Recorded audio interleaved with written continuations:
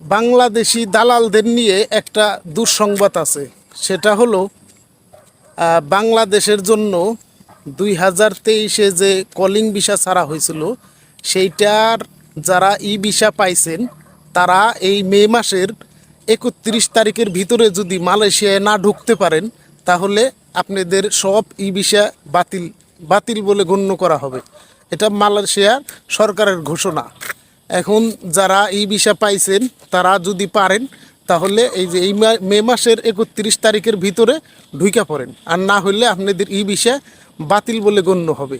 আর যারা নতুন করে মালয়েশিয়া আসার জন্য টাকা পয়সা জমা দিবেন বা দিছেন, তাদের যারা দেন নাই তারা আর দিয়েন না, কারণ আবার কবে মালয়েশিয়ায় আবার এই কলিং ভিসা খুলে সেটার কোনো নিশ্চয়তা নাই। আর যারা টাকা দিয়ে ফেলাইছেন তারা তো দিয়েই ফেলাইছেন, তাদের তো এখন কতদিন ঘুরায় মালয়েশিয়া